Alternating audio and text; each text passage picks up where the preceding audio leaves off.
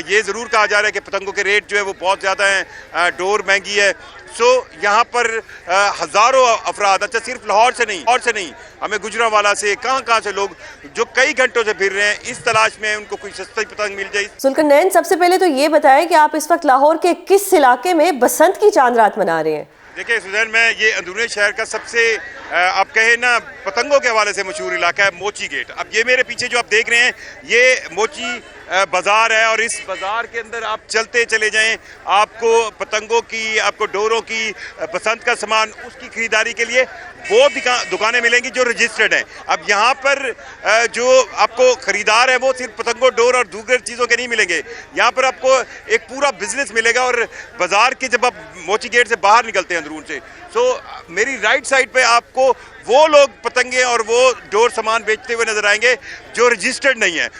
ये वो गढ़ है अंदरूनी शहर लाहौर का जहाँ पर पतंगबाजी का सारा सामान जो है वो मैसर है। और ये चांद रात है, अब से कुछ ही देर बाद, या आप कह लें कि जो एक बाज़ाब्ता बसंत है उसके बाद शुरू हो जाएगी और ख़रीदारी जो है पूरे अरूज पर है।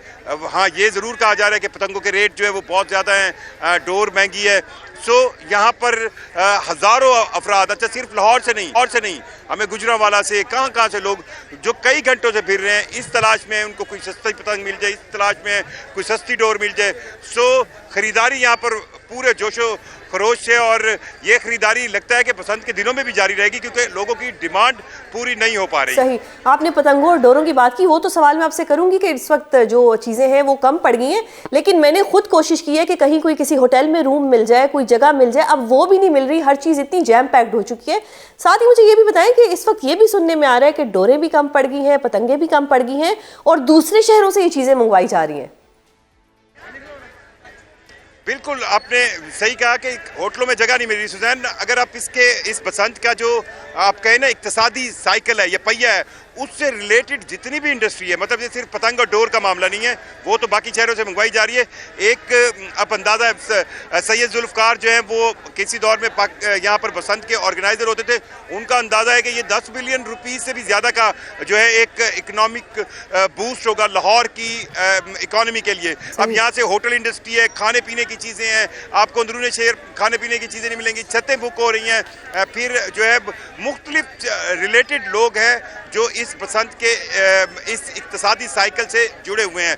हाँ, ये जो पतंगों और डोर की कीमतों की बात है, इसके लिए पंजाब हुकूमत ने एक एफर्ट की थी कि हम दूसरे शहरों से, मुल्तान से, फैसलाबाद से, शेखुपुरा से, कसूर से, वहाँ से पतंगे और चीज़ें मंगवाएंगे, लेकिन उसका कोई मैकेनिज़्म मौजूद नहीं था। और अभी भी कीमतें इसलिए बढ़ी क्योंकि बहुत यूँ लगता था कि बसंत कब होगी, हो सकेगी, नहीं हो सकेगी। ज़्यादा जो है इसका हाइप जो है वो 1 फरवरी से जो है वो ज़्यादा हाइप इसकी क्रिएट हुई कि अब इस पतंगे और डोर बिकेंगी। फिर एक सिस्टम भी है क्योंकि इसको महफूज अंदाज में बनाना है, उसका एक लीगल सिस्टम जो है उसकी वजह से भी सिलेक्टिव लोग हैं जो डोर बनाकर, पतंग बनाकर बेच सकते हैं। इस लिहाज से आप कह सकते हैं कि इनकी कीमतें ज़्यादा हैं। हाँ, दूसरे शहरों से पतंगे और डोर मंगवाई गई, लेकिन डिमांड अभी भी पूरी नहीं हो रही। अच्छा, क्योंकि पहले तो ये होता था कि वीकेंड्स पे मनाई जाती थी बसंत, अब क्योंकि 3 दिन का त्यौहार है तो ये तो 3 दिन के लिए एक बूस्ट मिला है हमारी इकोनॉमी को।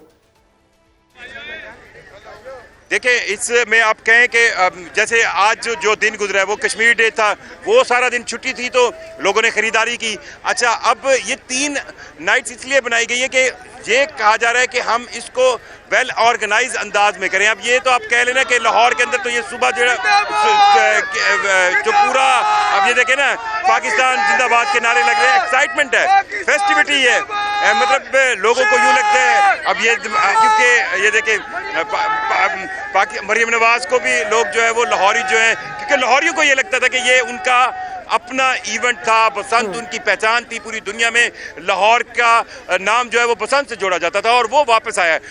इसमें जो 3 दिन की बसंत है इसमें फेस्टिविटी बढ़ जाएगी। अब पहले कुछ थोड़ा सा हर लिहाज से ये काम ज़रूर किया जा रहा है हुकूमत की तरफ से कि किसी भी एंगल से हिफाजती कोई भी कुशन नहीं छोड़ा जा रहा।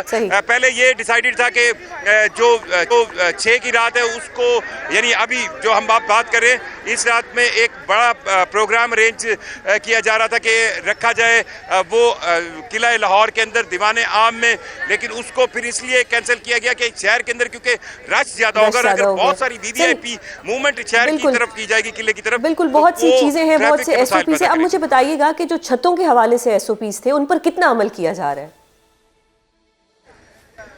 देखिए, अभी तक तो मैं कहूंगा कि एसओपीज के हवाले से हुकूमत ने बड़ी सख्ती की है। आप अंदाजा लगाएं कि लाहौर के अंदर मौजूद 70 लाख रजिस्टर्ड मोटरसाइकिल हैं, और मैं अभी आपसे बात कर रहा हूं, मुझे शायद ही कोई मोटरसाइकिल ऐसा नजर आया हो जिसके ऊपर रॉड न लगा हो, सेफ्टी रॉड न लगा हो।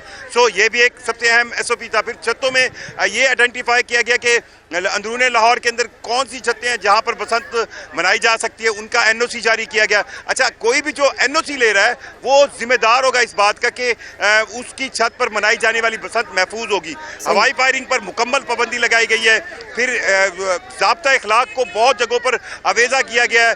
फिर यह भी कोशिश की गई है कि एयरपोर्ट और उसके इर्द गिर्द जितने इलाके हैं वहाँ पर बसंत की पाबंदी है, क्योंकि किसी भी तरह से बसंत की या पतंगबाजी की वजह से जो है वो एयरपोर्ट के इर्द गिर्द ऑपरेशन ना डिस्टर्ब हो। सो एसओपीज छतों के हवाले से अंदरूनी शहर भी है और दीगर एसओपीज पर भी बहुत अमल करवाने की कोशिश की जा रही है।